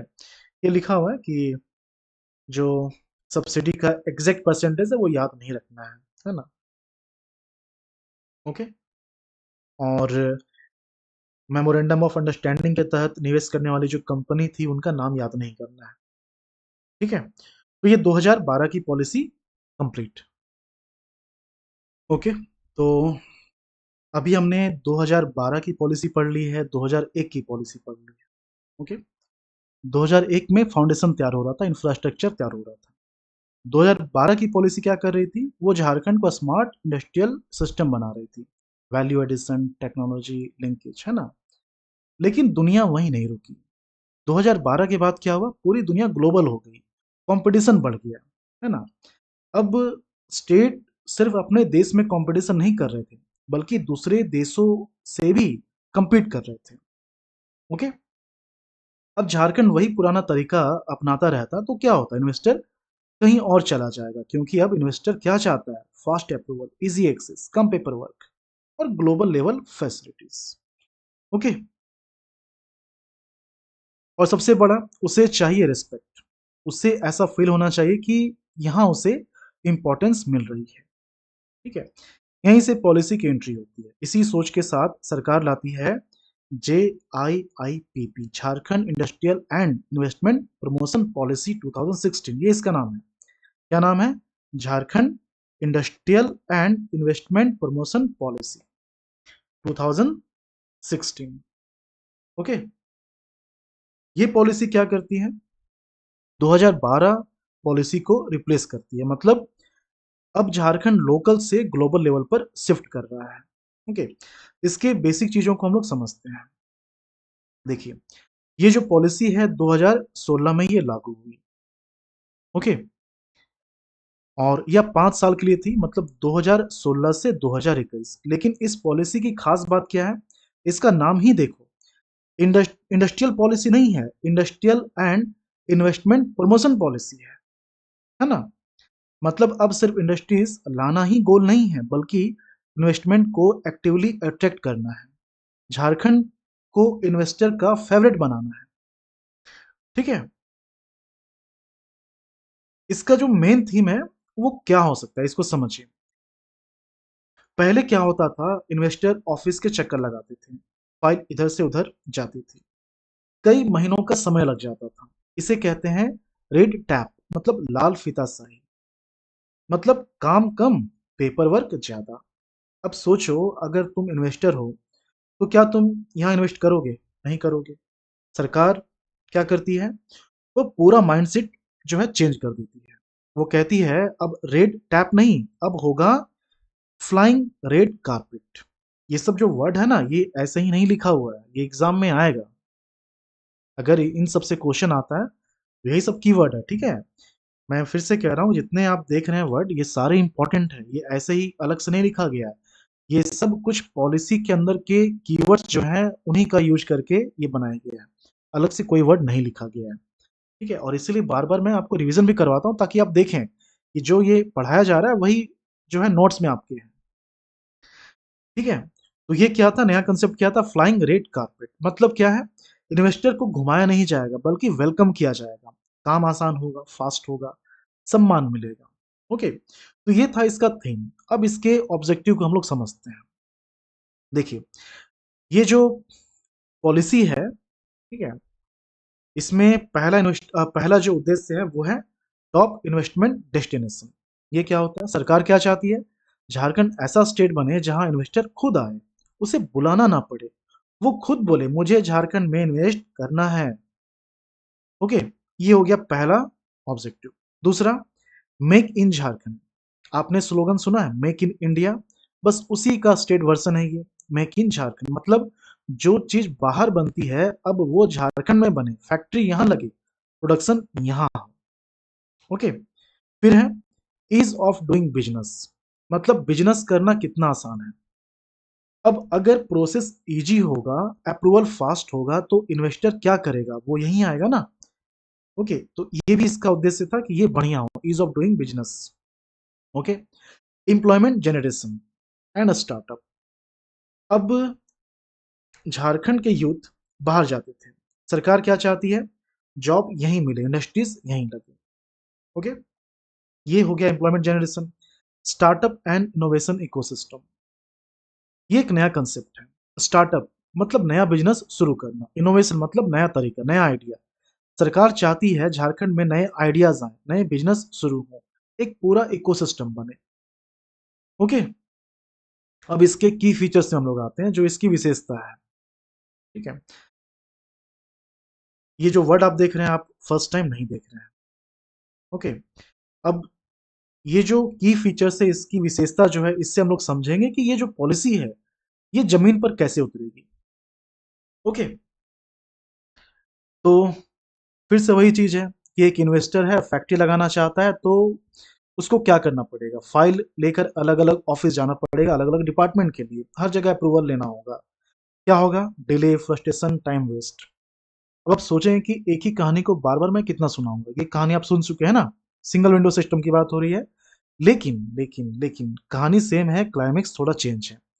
2001 से 12 तक हमने क्या पढ़ा है? Single window system. लेकिन वो सिस्टम है ना। अब 2016 में क्या हुआ? उसे कानून बना दिया गया, एक्ट बना दिया गया, सिंगल विंडो क्लियरेंस एक्ट 2015। मतलब अब अप्रूवल देना लीगल जिम्मेदारी बन गई है। डिले नहीं कर सकते हैं, काम फास्ट करना ही पड़ेगा। अब सोचो, अगर सिस्टम कानून बन जाए तो क्या होगा? काम सीरियसली होगा, टाइम कम लगेगा, है ना। तो ये एक इंपॉर्टेंट इसका फीचर है। इसके बाद ये भी आप याद रखेंगे, जो फ्लाइंग रेड कारपेट के बारे में मैंने बताया ना, वो भी इसका फीचर है। ओके, उसके बारे में आप समझ गए हैं। फिर एक है जियाडा का फॉर्मेशन। जियाडा ये क्या होता है? पहले क्या था? पहले था, ये पेन क्यों नहीं चल रहा है? हम्म, पहले था रांची, आईएडीए, बोकारो, आईएडीए, है ना, आदित्यपुर, संथाल परगना। तो पहले ये सब था, रियाडा, बियाडा, है ना, ये सब था। मतलब अलग अलग एरिया के अलग अलग ऑथोरिटी। प्रॉब्लम क्या थी? कोऑर्डिनेशन मुश्किल होता था, सिस्टम जो है ठीक से नहीं चल रहा था। सरकार सरकार क्या करती है? सबको मिला देती है और बनाती है जियाडा, मतलब Jharkhand industrial area development authority. अब एक सिंगल अथॉरिटी जो पूरे झारखंड का इंडस्ट्रियल एरिया मैनेज करेगी। अब सोचो, एक बॉडी होगी तो डिसीजन भी फास्ट होगा ना, या स्लो होगा, फास्ट होगा। ओके, तो ये एक की फीचर हो गया। उसके बाद एक और की फीचर है इसका मोमेंटम झारखंड। मोमेंटम झारखंड, सरकार सिर्फ पॉलिसी बनाकर नहीं बैठी है, उसने खुद जाकर इन्वेस्टर को बुलाया, कैंपेन चलाया। कौन सा कैंपेन? मोमेंटम झारखंड। मतलब ग्लोबल लेवल पर जाकर कहा आओ झारखंड में इन्वेस्ट करो। और इसका result, result global investor summit 2017, जहां इन्वेस्टर आए, झारखंड को नोटिस किया गया। ओके, एक और इसका की फीचर है facilitation centre, investment and facilitation centre. अब एक इन्वेस्टर के पॉइंट ऑफ व्यू से सोचिए, अगर उसे हेल्प चाहिए तो वो कहाँ जाएगा, किससे पूछेगा? कंफ्यूजन होगा ना। तो सरकार क्या करती है, एक सेंटर बनाती है, इन्वेस्टमेंट फैसिलिटेशन सेंटर, मतलब एक जगह जहां इन्वेस्टर को गाइडेंस मिले, ओके, प्रॉब्लम सॉल्व हो जाए, पूरी हेल्प मिले। तो ये था कि फैसिलिटेशन फैसिलिटेशन सेंटर। ओके, इसके बाद देखते हैं हम लोग स्पेशल प्रोविजंस। इसको समझिए, स्टाम्प ड्यूटी, रजिस्ट्रेशन फी, ये एक हो गया इसका स्पेशल प्रोविजन में, है ना। अगर कोई जमीन खरीदता है तो सिर्फ जमीन का पैसा नहीं देना होता है, रजिस्ट्रेशन फी भी देनी पड़ती है ना, स्टाम्प ड्यूटी भी देना पड़ता है। और ये जो अमाउंट है ये कम नहीं होता है। तो सरकार क्या करती है, वो कहती है ठीक है, मैं यह पूरा कॉस्ट हटा देता हूँ, हटा देती हूँ, है ना। मतलब 100% stamp duty plus registration fee exemption, मतलब इनिशियल कॉस्ट बहुत कम हो गया। उसके बाद इलेक्ट्रिसिटी ड्यूटी एग्जेम्पशन। अब फिर वही सवाल, फैक्ट्री का सबसे बड़ा खर्च बिजली, तो सरकार क्या करती है, पहले 5 साल तक पूरा इलेक्ट्रिसिटी ड्यूटी माफ कर देती है, 100% इलेक्ट्रिसिटी ड्यूटी एग्जेम्पशन। इंडस्ट्री को शुरुआत में राहत मिल गया ना। फिर क्या है, फिर है ईपीएफ, री इन्वेस्टमेंट, है ना। ये एक स्मार्ट मूव था। सरकार क्या चाहती है, लोकल यूथ को जॉब मिले, लेकिन इंडस्ट्रीज क्या सोचती है, मैं बाहर से स्किल्ड वर्कर लेकर के आऊं, ये डिफरेंसेस होता है ना। तो सरकार क्या करती है, वो इंसेंटिव देती है। अगर एमएसएमई लोकल डोमिसाइल को जॉब देगा तो उसका ईपीएफ जो है, मतलब इंप्लॉइज प्रोविडेंट फंड, सरकार खुद पे करेगी। अब सोचो इंडस्ट्रीज क्या करेगी, लोकल लोगों को जॉब देगी ना। तो ये इसका एक स्पेशल प्रोविजन था, ठीक है। इसमें S C S T women दिव्यांग को अलग से सब्सिडी दिया जाएगा, एक्स्ट्रा सब्सिडी दिया जाएगा, ये भी स्पेशल प्रोविजन का ही हिस्सा है। ओके, अब इसका जो फोकस एरिया वो देखते हैं, वही कहानी कि एक प्रायोरिटी एरिया रहेगा तो ज़्यादा अच्छे से काम होगा, है ना। तो सबसे पहले ऑटोमोबाइल, मतलब गाड़ी और उसके पार्ट्स बनाना। अगर ऐसी फैक्ट्री लगती है तो सिर्फ एक कंपनी नहीं, उसके आसपास छोटी कंपनियां भी आएंगी, पूरी चेन बन जाएगी। फिर टेक्सटाइल एंड अपैरल, मतलब कपड़ा बनाना, और खास बात इसके लिए अलग से टेक्सटाइल पॉलिसी भी लाई गई थी, मतलब सरकार इस सेक्टर को सीरियसली ले रही थी। फिर आईटी एंड आईटीज, आज की दुनिया डिजिटल है, अगर झारखंड इस रेस में नहीं आया तो पीछे रह जाएगा, इसलिए आईटी सेक्टर को पुश दिया गया। ओके, फिर एग्रो एंड फूड प्रोसेसिंग, किसान रो प्रोडक्ट बेचता है तो उसे कम पैसा मिलता है, लेकिन अगर वही चीज प्रोसेस हो जाए तो वैल्यू बढ़ जाती है और इनकम भी। ओके,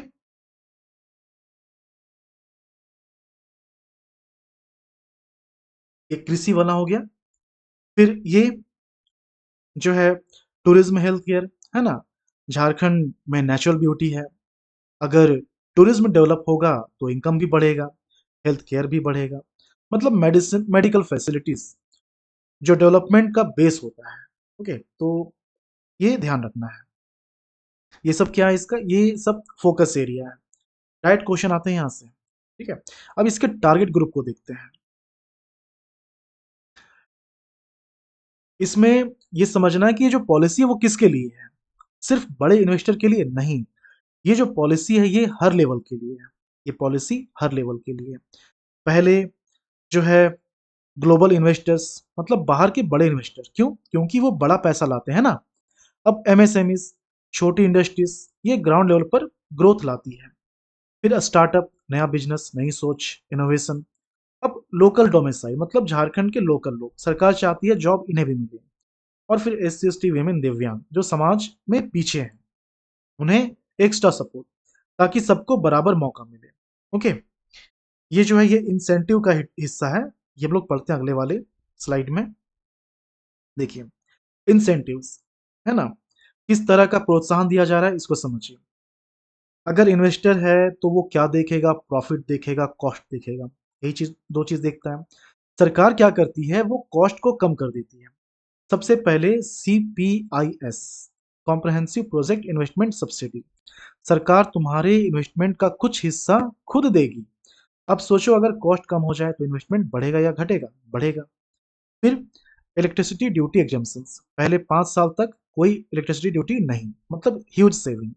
फिर स्टाम्प ड्यूटी एग्जाम्पशन, मतलब जमीन लेते समय एक्स्ट्रा कॉस्ट खत्म हो गया ना। फिर पैटेंट रजिस्ट्रेशन सब्सिडी, अगर तुम नया आइडिया डेवलप करते हो तो उसका पैटेंट कराने में सरकार हेल्प करेगी। ओके। फिर क्वालिटी सर्टिफिकेशन सब्सिडी, जैसे ISO, इस तरह का एक सर्टिफिकेट होता है ताकि प्रोडक्ट ग्लोबल स्टैंडर्ड का बने। ठीक है, तो ये हो गया 2016 का पॉलिसी। डिफरेंसेस देखते हैं, 2012 में क्या था, 2016 में क्या है। 2012 जो उसकी जो पॉलिसी थी वो अच्छी थी, है ना? कैसी थी? अच्छी थी। लेकिन ज़्यादा जो लोकल फोकस था, उससे ये वेरी कर जाता है। 2016 ये ग्लोबल सोच की बात करती है, 2012 ये लोकल की बात करती है। ठीक है, 2016 ग्लोबल की बात करती है। Okay. Momentum Jharkhand, global investor summit, ये सब कुछ एग्जाम्पल हैं, दुनिया को इनवाइट किया गया।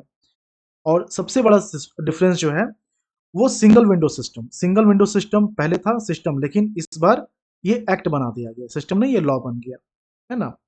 मतलब बाइंडिंग हो गया। इसके अलावा क्या है, रेड टेप पहले था, लेकिन फ्लाइंग रेड कारपेट हो गया इस बार। ओके। प्रचार किया जाने लगा, कैंपेन किया जाने लगा, जैसे कि मोमेंटम ऑफ झारखंड, ये इसका एग्जाम्पल है। ओके।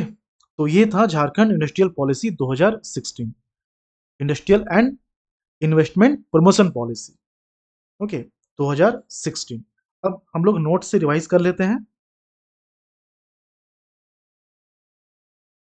इसको क्या बोला गया है? Jharkhand industrial and investment promotion policy 2016, 5 साल के लिए, 2016 से 21। ठीक है। इसका ऑब्जेक्टिव क्या है? इन्वेस्टमेंट डेस्टिनेशन के तौर पे झारखंड को एस्टैब्लिश करना। मेक इन झारखंड, ये कंसेप्ट लाया गया। ईज ऑफ डूइंग बिजनेस, इसमें अच्छा करना है। एम्प्लॉयमेंट ये बढ़ाना है, स्थायी लोगों के लिए खासकर। स्टार्टअप्स, इनोवेशन, इसको डेवलप करना है। की फीचर्स क्या था? सिंगल विंडो क्लियरेंस एक्ट, ये इंपॉर्टेंट चीज है, 2015। ओके। फिर फ्लाइंग रेड कारपेट, फिर 4 जो है अ, ये रीजनल विकास प्राधिकरण को पुनर्गठित करके एक जियाडा निर्मित किया गया, Jharkhand industrial area development authority. Momentum Jharkhand ये था। Investment facilitation centre. Okay. Special provisions क्या था? 100% स्टाम्प ड्यूटी और रजिस्ट्रेशन फी एग्जाम्पशन। 5 साल तक 100% electricity duty exemption. Local domicile को रोजगार देने के लिए क्या किया गया? एम्प्लॉयज प्रोविडेंट फंड सरकार खुद देगी, ऐसा तय किया गया। वीमेन, SC ST, दिव्यांग, इन सभी को जो है अलग एक्स्ट्रा सब्सिडी दिया जाएगा 5% का। फोकस सेक्टर क्या? Auto, auto component, textile apparel, IT, agro and food processing, tourism and health care. Target group global investor, पूरे दुनिया भर का। राज्य का MSMEs है ना, startups. Local domicile, SC ST, women and दिव्यांग। इंसेंटिव किस तरह का दिया गया? Comprehensive project investment subsidy. Okay. 100% electricity duty exemption, 100% stamp duty exemption, patent registration subsidy, quality certification subsidy. Okay. और ये पिछले वाली नीति से अलग कैसे है? 2012 की नीति अधिक स्थानीय राष्ट्रीय फोकस वाली थी, जबकि 2016 की नीति पूरी तरह से ग्लोबल ओरिएंटेड थी, है ना? जैसे ग्लोबल इन्वेस्टर समिट 2017। 2012 में सिंगल विंडो सिस्टम केवल एक आदेश था, है ना? लेकिन 2016 की नीति को सिंगल विंडो क्लियरेंस एक्ट 2015, मतलब एक वैधानिक समर्थन प्राप्त हो गया, समर्थन मिल गया। ओके। ये ध्यान देना है। JIIPP 2016, momentum Jharkhand, single window act 2015, Jiada का गठन। Okay. Ease of doing business, 100% stamp electricity duty में छूट। ओके। ये सब था। क्वेश्चन कहाँ कहाँ से बन सकता है? पूछेगा 2016 की जो नीति है इंडस्ट्रियल पॉलिसी, उसका नाम क्या है? तो Jharkhand industrial and investment policy, promotion policy. Okay. किस एक्ट को जो है तेज क्लियरेंस के लिए जोड़ा गया? Single window clearance act 2015। RIADA, BIADA, है ना? इन सबको मिलाकर किस एकीकृत संस्था का गठन किया गया? जियाडा। ग्लोबल इन्वेस्टर समिट 2017, ये जो नीति है ये किससे जुड़ा हुआ? मोमेंटम झारखंड से। 2016 की नीति के तहत स्टाम्प ड्यूटी पर कितनी छूट दी गई? 100%। इलेक्ट्रिसिटी ड्यूटी को कितने वर्षों के लिए माफ किया गया? 100% माफ किया गया, 5 साल के लिए। एससी एसटी विमेन उद्यमियों को कितनी अतिरिक्त सब्सिडी दी गई? 5%। ओके। इस नीति के तहत एमएसएमईज को स्थानीय लोगों को रोजगार देने पर किस चीज की प्रतिपूर्ति का वादा किया गया? EPF, employees provident fund. JIIPP 2016 किस वर्ष तक प्रभावी रहा? 5 साल के लिए ना, तो 2016 से 2021। इस नीति के तहत निवेशकों को आकर्षित करने के लिए कौन सी सुविधा शुरू की गई? Flying red carpet. तो ये सब क्वेश्चन जो है यहाँ से बन सकता है, ठीक है। तो ये कंप्लीट हो गया। अब बचता है 2021 का पॉलिसी। इसमें आते हैं ये वाले पेज पे, Jharkhand industrial and investment promotion policy 2021। Okay. तो 2016 की पॉलिसी आ चुकी है, हम लोगों ने पढ़ लिया है। क्या हो रहा है इसके बाद? मतलब 2016 के बाद क्या हो रहा था? झारखंड को ग्लोबल लेवल पर जो है ये पॉलिसी ले जा रही थी। इन्वेस्टर आ रहे थे, सबमिट हो रहा था, सिस्टम इम्प्रूव हो रहा था। लेकिन एक बहुत इंपॉर्टेंट सवाल है, क्या सिर्फ इंडस्ट्रीज आ जाना ही काफ़ी है, या यह भी देखना ज़रूरी है कि कितने लोगों को जॉब मिल रहा है? यहीं से 2021 पॉलिसी की असली सोच शुरू होती है। ओके। झारखंड किस पर डिपेंडेंट था? मिनरल, मतलब कोल, आयरन, माइनिंग। अब सोचो, अगर इकोनॉमी सिर्फ माइनिंग पर डिपेंड करेगी तो क्या दिक्कत होगी? जॉब लिमिटेड रहेगा, एनवायरमेंट इम्पैक्ट होगा, है ना? और डेवलपमेंट बैलेंस्ड नहीं होगा। मतलब झारखंड को चेंज चाहिए था। ओके। और इसी चेंज के लिए सरकार लाती है Jharkhand industrial and investment promotion policy 2021। Okay. ये पॉलिसी क्या करती है? 2016 पॉलिसी को ये रिप्लेस करती है, लेकिन सिर्फ रिप्लेस नहीं करती है, जो फोकस है वो चेंज करती है। पूरा का पूरा फोकस जो है ये चेंज करती है। ओके।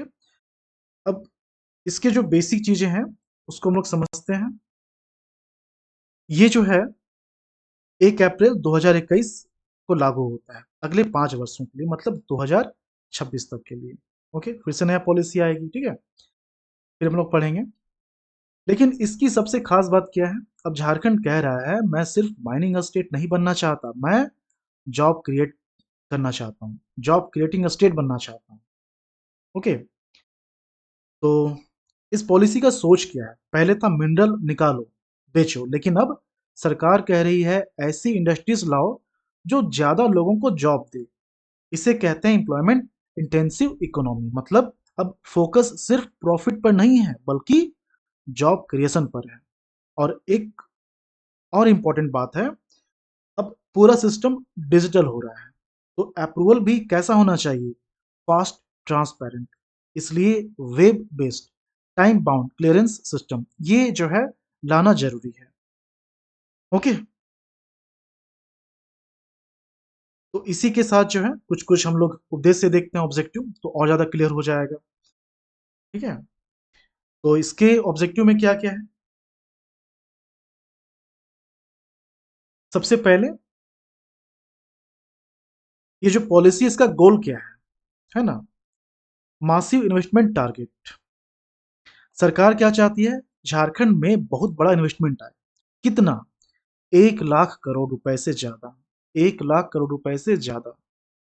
अब सोचो इतना पैसा आएगा तो कितनी इंडस्ट्रीज लगेगी? बहुत ज्यादा, है ना? ये हो गया पहला ऑब्जेक्टिव। ओके।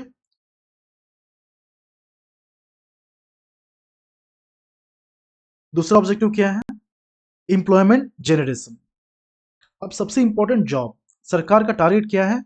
5 लाख रोजगार, है ना? 5 लाख रोजगार, मतलब डायरेक्ट भी इनडायरेक्ट भी। झारखंड का जो यूथ है वो बाहर नहीं जाएगा, जॉब यहीं मिलेगा। ओके। पलायन नहीं हो पाएगा। ठीक है। फिर तीसरा objective, mineral to non mineral shift. तीसरा objective, mineral to non mineral shift. ये सबसे बड़ा चेंज था। झारखंड पहले मिनरल बेस्ड था, अब सरकार क्या चाहती है? नॉन मिनरल सेक्टर्स भी डेवलप हो, नॉन मिनरल सेक्टर भी डेवलप हो, मतलब टेक्सटाइल, फूड प्रोसेसिंग, ईवी, ताकि इकोनॉमी बैलेंस्ड हो। ओके। फिर ट्रांसपेरेंट क्लियरेंस सिस्टम। अब एक प्रैक्टिकल बात, अगर अप्रूवल में डिले होगा तो इन्वेस्टर क्या करेगा, भाग जाएगा ना। इसलिए सरकार कहती है अप्रूवल सिस्टम फास्ट होना चाहिए, टाइम बाउंड होगा और ऑनलाइन होगा। ओके, ठीक है। फिर क्या है, 4.0 इंडस्ट्रीज 4.0, ये थोड़ा इंपॉर्टेंट है ना, क्योंकि ये फ्यूचर की बात करती है। इंडस्ट्रीज 4.0 मतलब smart technology, automation, AI, robotics. सरकार चाहती है झारखंड पीछे नहीं रहे बल्कि फ्यूचर रेडी बने। अब झारखंड कह रहा है मैं सिर्फ रिसोर्स स्टेट नहीं हूं, मैं अपॉर्चुनिटी स्टेट हूं। ओके, तो ये सब इसका क्या था, ये सब इसका उद्देश्य था।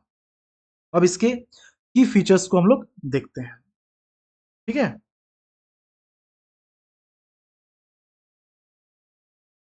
हम लोगों ने ये समझ लिया कि सरकार क्या चाहती है। ओके, अब इन सब चीज़ों को ग्राउंड पे उतारने के लिए जिन चीज़ों को हम लोग पढ़ रहे हैं वो आ जाएगा इसका की फीचर में, मुख्य विशेषता में आ जाएगा। ओके, मतलब ग्राउंड पे ये कैसे लागू किया जाएगा, यानी एक्चुअल सिस्टम क्या है। तो सबसे पहले प्राइवेट इंडस्ट्रियल पार्क। पहले एक सिचुएशन समझो, कोई प्राइवेट डेवलपर झारखंड में इंडस्ट्रियल पार्क बनाना चाहता है। ओके, लेकिन कंडीशन क्या थी पहले, बहुत बड़ी जमीन चाहिए और हर किसी के पास इतनी जमीन नहीं होती है। तो क्या होता था, छोटे डेवलपर्स बाहर हो जाते थे। अब सरकार क्या करती है, वो कंडीशन को आसान बना देती है ना। अब मिनिमम 50 एकड़ में भी इंडस्ट्रियल पार्क बन सकता है, 50 एकड़ में भी इंडस्ट्रियल पार्क बन सकता है। पहले कितना था, 75 एकड़, ठीक है। और कम से कम 15 यूनिट होना जरूरी है, ऐसा कम से कम 15 यूनिट होना जरूरी है, ठीक है। अब अगर कंडीशन आसान होगा तो ज्यादा लोग आएंगे या नहीं आएंगे, आएंगे ना, यही सरकार चाहती है। ओके, फिर है स्पेसिफिक इंडस्ट्रियल पार्क, ठीक है। ये एक और स्मार्ट मूव था गवर्नमेंट का। पहले इंडस्ट्रियल पार्क मिक्स्ड होते थे, मतलब हर तरह का इंडस्ट्री एक साथ। तो प्रॉब्लम क्या होती थी, फोकस नहीं रहता था, कोऑर्डिनेशन कोऑर्डिनेशन मुश्किल होता था। अब सरकार क्या करती है, वो सेक्टर वाइज पार्क बनाती है। सेक्टर वाइज पार्क है ना, इसी को बोलते हैं सेक्टर स्पेसिफिक पार्क। मतलब एक पार्क में सिर्फ टेक्सटाइल, दूसरे में सिर्फ फार्मा, है ना। तो अब कंडीशन क्या है, मिनिमम 10 एकड़ और कम से कम 5 यूनिट। स्पेसिफिक पार्क के लिए 10 एकड़ जमीन चाहिए और 5 यूनिट कम से कम होना चाहिए। तो ये अब कंडीशन आ गया है। इसके पहले हम लोगों ने क्या देखा कि 50 एकड़ में हो जा रहा है और इस इंडस्ट्री का कम से कम 15 यूनिट होना चाहिए। लेकिन जैसे ही बात किया गया कि स्पेसिफिक सेक्टर से संबंधित पार्क बनेगा, एक जो है पार्क में एक ही तरह के इंडस्ट्रीज होंगे, तो उसके लिए क्या बोला गया कि अगर ऐसा है तो 10 एकड़ का जमीन होना चाहिए और कम से कम 5 यूनिट होने चाहिए, ठीक है। अब सेम सेक्टर की इंडस्ट्रीज साथ में हो तो क्या होगा, नॉलेज शेयर होगा, कॉस्ट कम होगा, एफिशिएंसी बढ़ेगी। ओके, फिर है ये एक अलग विशेषता, स्टेट एज अ ब्रांड, है ना। मतलब क्या हुआ, झारखंड खुद को एक ब्रांड बनाएगा, है ना। अब समझिए, कोई कंपनी अपनी ब्रांडिंग करती है, जैसे कोई कंपनी अपनी ब्रांडिंग करती है वैसे ही अब झारखंड स्टेट भी अपनी ब्रांडिंग करेगा, ताकि इन्वेस्टर को लगे यह स्टेट रिलायबल है, यहाँ इन्वेस्ट करना सेफ है ना। मतलब झारखंड खुद को मार्केट में प्रमोट कर रहा है। ओके, फिर पीपीपी फॉर इंफ्रास्ट्रक्चर। अब इंफ्रास्ट्रक्चर जो है जैसे कि रोड, इलेक्ट्रिसिटी, वाटर, अब अगर यह स्ट्रॉन्ग नहीं होगा तो इंडस्ट्रीज कैसे चलेगी, है ना। लेकिन दिक्कत क्या है, सरकार अकेले सब नहीं कर सकती है। तो सॉल्यूशन क्या है, सॉल्यूशन है इसका पीपीपी, मतलब सरकार, प्राइवेट सेक्टर, ये दोनों मिलकर के इंफ्रास्ट्रक्चर बनाएंगे। अब सोचो अगर दोनों मिलकर काम करेंगे तो स्पीड बढ़ेगी या नहीं बढ़ेगी, बढ़ेगी। सरकार यही चाहती है। ओके, फिर एमएसएमई और ओईएम लिंकेज, ये क्या होता है, ओईएम क्या होता है, ओरिजिनल इक्विपमेंट मैन्युफैक्चरर, मतलब बड़ी कंपनी जो फाइनल प्रोडक्ट बनाती है। ओके, और एमएसएमई क्या होता है, छोटी इंडस्ट्रीज, है ना, जो रॉ मटेरियल सप्लाई करता है या फिर छोटी इकाइयाँ, छोटी पार्ट बनाता है, ठीक है। तो अब यहाँ पर क्या है कि दोनों अलग-अलग काम कर रहे थे। अब सरकार क्या करती है, वो दोनों को जोड़ देती है, लिंकेज बिटवीन ओईएम और एमएसएमई। मतलब छोटी इंडस्ट्रीज़ पार्ट्स बनाएँगी और बड़ी कंपनी फाइनल प्रोडक्ट बनाएँगी, ठीक है? तो फ़ायदा किसको होगा? झारखंड को होगा। अब स्पेशल प्रोविज़न्स को देखते हैं। ये तो कुछ की फीचर्स था ना, अब स्पेशल प्रोविज़न विशेष प्रावधान। सबसे पहले अर्ली बर्ड सब्सिडी, ये क्या होता है भाई? ये एक इंटरेस्टिंग कांसेप्ट है। मान लो एक नया इंडस्ट्रियल एरिया बन रहा है, ठीक है? लेकिन शुरुआत में कोई वहाँ जाना नहीं चाहता। क्यों? रिस्क होता है। तो सरकार क्या करती है, वो पहले आने वालों को रिवॉर्ड देती है। जो सबसे पहले आएगा उसको रिवॉर्ड मिलेगा। उसी को बोलते हैं अर्ली बर्ड सब्सिडी। मतलब जो पहली 20% इंडस्ट्रीज़ होंगी, उन्हें एक्स्ट्रा 5% सब्सिडी दिया जाएगा। ओके? अब सोचो रिस्क लेने वाले को रिवॉर्ड, तो लोग आएँगे या नहीं आएँगे? है ना? आएँगे। थोड़ा-सा लॉजिक है। फिर एक है एंकर यूनिट सब्सिडी। ये भी एक नया कांसेप्ट है। क्या है ये एंकर यूनिट? मतलब बड़ी कंपनी जो सबसे पहले आती है ना? उसके बारे में बात हो रही है। अब सोचो अगर एक बड़ी कंपनी आ जाए, तो क्या होगा? छोटी इंडस्ट्रीज़ भी अट्रैक्ट होंगी ना? तो सरकार क्या करती है, वो उस पहली बड़ी कंपनी को एक्स्ट्रा बेनिफिट देती है। इसी को बोलते हैं एंकर यूनिट सब्सिडी। मतलब एक बड़ा प्लेयर आएगा और उसके पीछे पूरा इकोसिस्टम आएगा। ओके? फिर है स्पेशल प्रोविज़न में रूरल इंडस्ट्रियलाइज़ेशन, है ना? रूरल इंडस्ट्रियलाइज़ेशन, ग्रामीण औद्योगिकीकरण। गाँव, अगर इंडस्ट्रीज़ सिर्फ़ बाहर में होगी तो गाँव पीछे रह जाएगा। तो सरकार क्या करती है, वो रूरल इंडस्ट्रीज़ को प्रमोट करती है ना? जैसे कि सेरीकल्चर, रेशम, खादी, हैंडीक्राफ्ट, है ना? लाख मतलब लाह, बम्बू, बाँस, है ना? तो इन सबको ये प्रमोट करेगी। मतलब गाँव में भी इंडस्ट्रीज़ और गाँव भी डेवलप हो जाएगा, ठीक है? फिर स्टार्टअप इकोसिस्टम, मतलब फ्यूचर की बात हो रही है। स्टार्टअप, सरकार क्या चाहती है, स्टूडेंट्स सिर्फ जॉब सीकर ना बने, जॉब क्रिएटर बने। तो क्या किया गया, यूनिवर्सिटीज को इनकरेज किया गया ताकि वो स्टार्टअप्स को सपोर्ट करे। मतलब आइडिया सपोर्ट बिजनेस, है ना? ये जुड़ा हुआ रहेगा। ओके, ये सब था स्पेशल प्रोविजन। अब देखते हैं हम लोग फोकस सेक्टर इसका क्या क्या है। बस वही बात है कि कुछ प्रायोरिटी सेक्टर होंगे तो ज्यादा अच्छे से काम होगा, सब सेक्टर पे अच्छे से काम नहीं हो पाएगा। ओके, तो सबसे पहले टेक्सटाइल, मतलब कपड़ा बनाना। टेक्सटाइल इंडस्ट्रीज में क्या खास है, यहाँ लेबर इंटेंसिव है। मतलब इसमें मशीन से ज़्यादा लोग काम करते हैं। तो क्या होगा, जॉब बहुत ज़्यादा बनेगा, इसलिए ये सेक्टर सबसे ज़्यादा प्रायोरिटी में है। फिर automobile and electric vehicle, EV. Okay, लेकिन यहाँ एक नया ट्विस्ट है। नया ट्विस्ट क्या है, पहले हम लोगों ने देखा था ऑटोमोबाइल ना, आपको लग रहा है ये पहले हम लोगों ने पढ़ रखा, नहीं। ईवी पहले नहीं था, ईवी पहले नहीं था, इलेक्ट्रिक व्हीकल पहले नहीं था। ओके, ये बैटरी से चलने वाली जो गाड़ी है, इसको इसमें ऐड किया गया इस पॉलिसी में, है ना? फ्यूचर किसका है, पेट्रोल या इलेक्ट्रिक का? इलेक्ट्रिक का फ्यूचर है। इसलिए सरकार फ्यूचर सेक्टर पर फोकस कर रही है। ओके, फिर एग्रो एंड फूड प्रोसेसिंग, किसान रॉ प्रोडक्ट बेचता है, इनकम कम होती है, अगर उसी चीज को प्रोसेस करके बेचा जाए वैल्यू बढ़ जाएगा, वही सब कहानी। किसान की इनकम बढ़ेगी, इंडस्ट्रीज भी ग्रो करेगा। फिर pharmaceutical company, health care. Okay, तो फार्मास्यूटिकल मतलब दवा बनाना। अगर झारखंड में मेडिसिन बनेगा तो क्या होगा, हेल्थ केयर भी इम्प्रूव होगा ना। फिर ईएसडीएम एंड आईटीज, ये क्या होता है, ये टेक्निकल सेक्टर है। ईएसडीएम क्या होता है, electronic system design and manufacturing, मतलब इलेक्ट्रॉनिक डिवाइस बनाना। और इसी में आईटीज भी आ जाता है, मतलब डिजिटल दुनिया के साथ चलना है ना? नहीं चलेंगे, झारखंड पीछे रह जाएगा। ओके, तो ये सब क्या था, ये सब फोकस एरिया था। अब आते हैं हम लोग टारगेट ग्रुप में। ओके, ये सब टारगेट ग्रुप है। ओके, देखिए, ये पॉलिसी किसके लिए है? सबसे पहले लोकल यूथ। सरकार का टारगेट क्या है, 5 लाख जॉब क्रिएट करना। झारखंड का युवा बाहर नहीं जाएगा, जॉब यहीं मिलेगा। Okay, S C S T women जो पीछे रह गए हैं, सरकार उन्हें एक्स्ट्रा सपोर्ट दे रही है। ओके, फिर एमएसएमईज, छोटी इंडस्ट्रीज जो ग्राउंड लेवल पर ग्रोथ लाती है। और स्टार्टअप्स, नए आइडियाज, न्यू बिजनेस, है ना? ये पॉलिसी सबको साथ लेकर चल रही है। फिर इंसेंटिव्स, ये फाइनेंशियल क्लैरिटी है। तो वही चीज है कि कोई भी इन्वेस्टर होता है, प्रॉफिट देखता है, कॉस्ट देखता है ना। सरकार क्या करती है, कॉस्ट कम कर देती है। इसमें क्या है, एक है CPIS, comprehensive project investment subsidy. मतलब सरकार तुम्हारे इन्वेस्टमेंट का हिस्सा देगी। कितना देगी, 25% तक। और अगर SC ST वीमेन दिव्यांग एंटरप्रेन्योर है तो उनको 5% एक्स्ट्रा मिलेगा, मतलब 30% मिलेगा। ओके, इससे क्या होगा, इन्वेस्टमेंट ईजी हो जाएगा। फिर स्टाम्प ड्यूटी एग्जाम्पशन, जमीन लेते समय एक्स्ट्रा कॉस्ट खत्म हो जाएगा, 100% एग्जेप्शन हो जाएगा ड्यूटी में। ओके, फिर इलेक्ट्रिसिटी ड्यूटी एग्जाम्पशन, पहले 5 साल कोई इलेक्ट्रिसिटी ड्यूटी नहीं, 100% एग्जेप्शन।